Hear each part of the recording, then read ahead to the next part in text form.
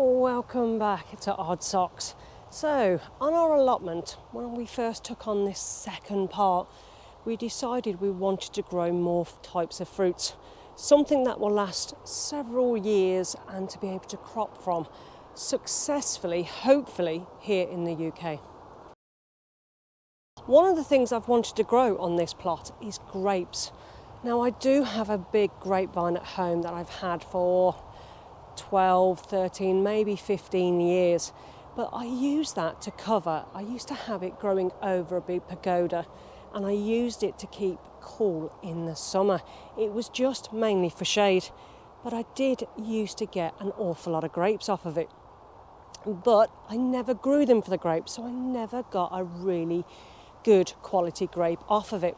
They were either too small because I'd let it go rampant, because each year it will grow 2, 3, 4, 10, 15 metres each and every year.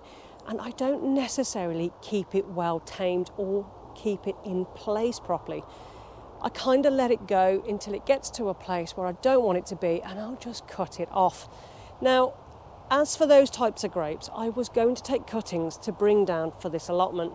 But to be honest, the size of the grapes, because I don't pick the grapes out, I don't keep it all tidy, I wasn't actually 100% sure of the taste quality. So there was an offer at our local B&Q store, and I decided to pick up a couple of brand new, different variety of grapevines for this allotment. Now, yesterday I built this. Now, this is going to be our trellis for our grapevine. And I would say it is about 5, 10, 15, 20, maybe between 25, 30 foot long. Now, because I have never grown grapes properly, as in growing it for a produce, I needed to make sure of the distance. Now, a lot of places will say 6 to 5 foot in between each grapevine. So I'm only going to plant 2 on here this year, and I'm going to go kind of in the middle here and a little bit further along. Hopefully, fingers crossed, I'm going to grow it up and train it along each wire, just so it helps with airflow and I'm able to control how many grapes are actually on each vine, well, how many bunches are on each vine. Now, I'm no expert at growing grapes, but I've got to admit my grapevine at home is just unbelievably big. Now, to grow grapes, you don't want it that big, because the further away from that root system, from the main stem, the main plant, the harder it is for that grapevine to produce good quality eating grapes. Now, the 2 varieties that I've bought, which are these 2 here, are looking quite healthy. Now, both of these are organic grafted grapevines. And if I remember rightly, let's have a look.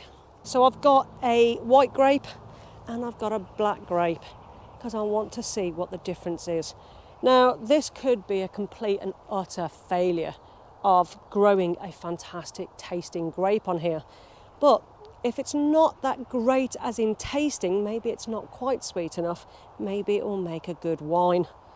So this is a long-term project. This is not something that's going to give me much of a crop this year or probably next year. But over the years, hopefully, fingers crossed, I can train these along and actually get some really good crops of grapes. But time will tell. But I'm finding more and more on this particular allotment at the moment. This year, my vegetables have took a nosedive, mainly due to either weather conditions, either being exceptionally wet early on in the year, or slug and pest damage. Now, the slugs are the same for all you guys out there. It's not much different for me.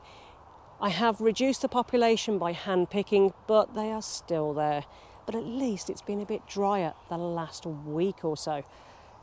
So this side, obviously, I've already got my raspberries. I've got my red currant bushes. I have got some bilberries, and I'll be adding in more and more fruit down this one side, because this is a large plot for us. We both work a lot of hours, so having something that we don't necessarily have to keep resowing every single year, we're hoping that growing things like this will cut down the amount of sowings that we have to do each and every year. Now we're still going to be sowing. We're still going to be sowing cabbages, beetroots, broccoli, cucumbers, squashes. The list goes on and on.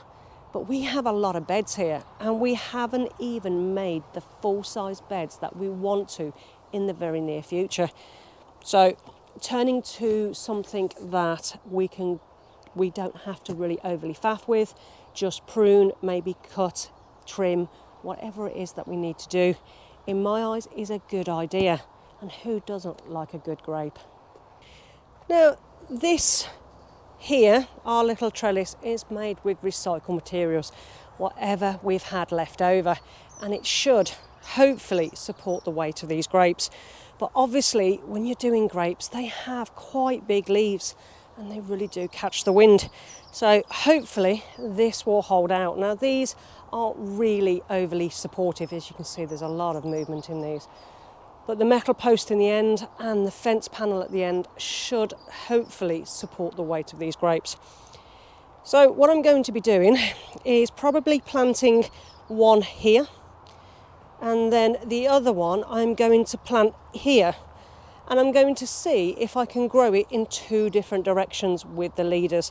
Now, I don't know whether this is going to work or whether to pop it here and then just go one direction, or whether I can pop it here and go the two direction, keeping them at about 5 to 6, maybe 8 foot in growth pattern. But I'll pop them in and we'll see actually how they go. Now, obviously in this section, I've got a lot of wood chip. So this wood chip is going to have to be moved in the place where I'm actually going to be putting the hole. So first off, let's get the wood chip moved and the hole dug.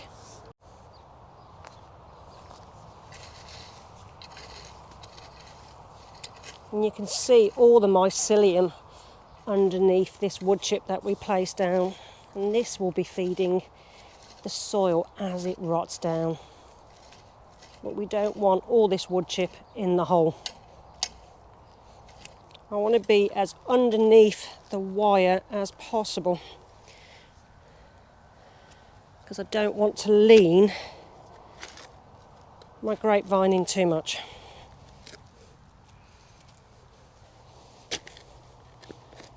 I'm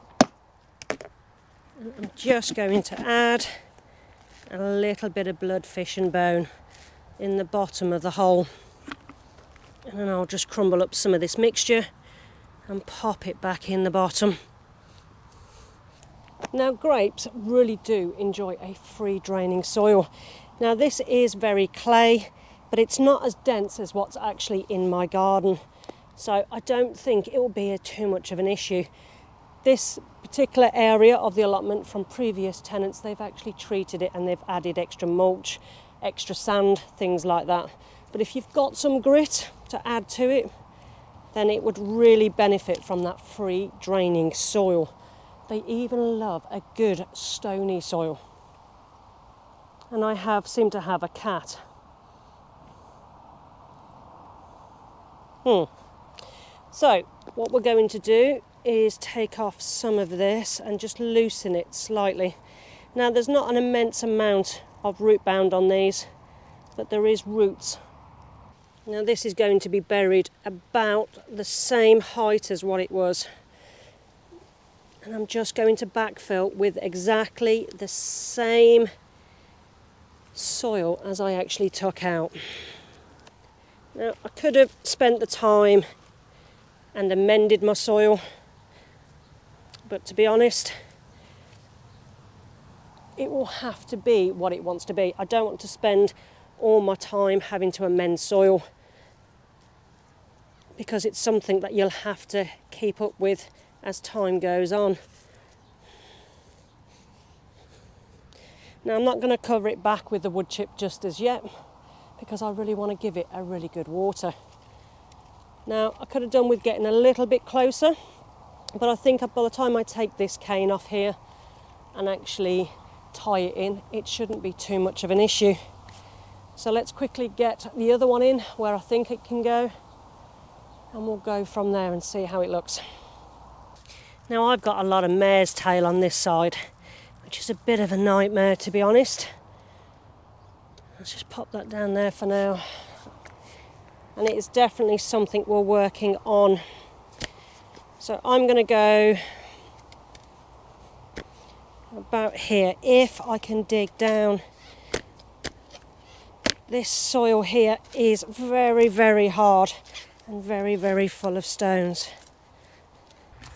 Again, I'm going to give a good handful of blood, fish and bone into the bottom of the hole, because I want to encourage those roots to actually go down and spread out. See if this hole is actually big enough. Just about. And again, this is a white variety.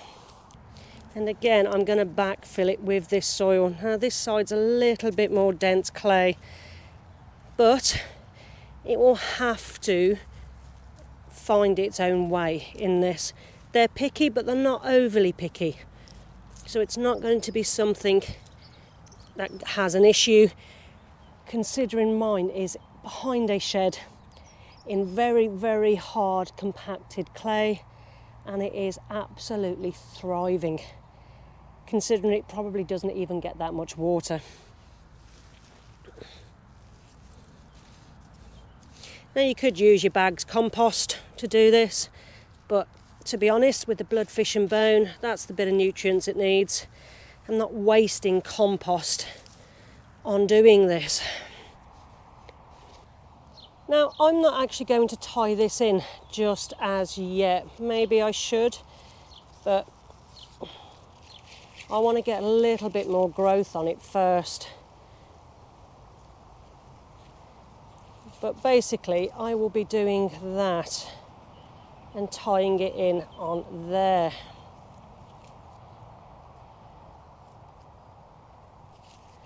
Now there's much more knowledgeable people out there on grapevines than what I am.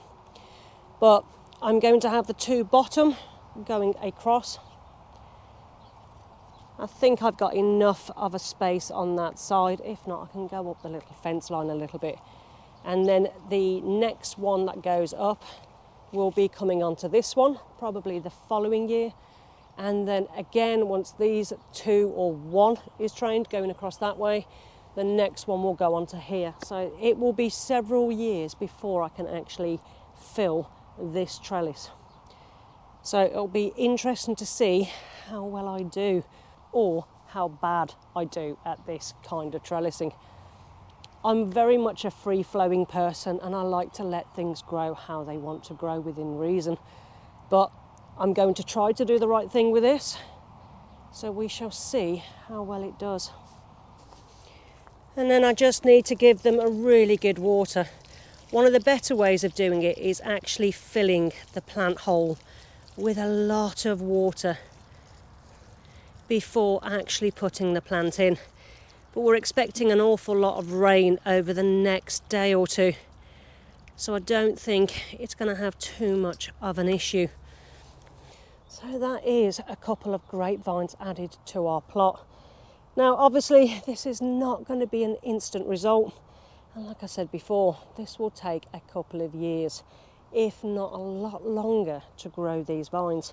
Now they've already got grapes on them because these are a little bit more of an established plant in the first place.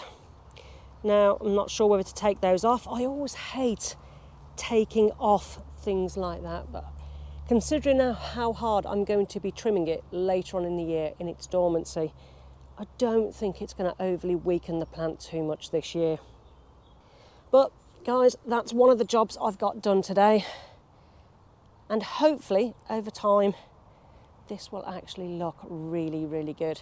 Because the one thing about grapevines, if you can grow fantastic fruit on them, fantastic, but they're also fantastic foliage and cover.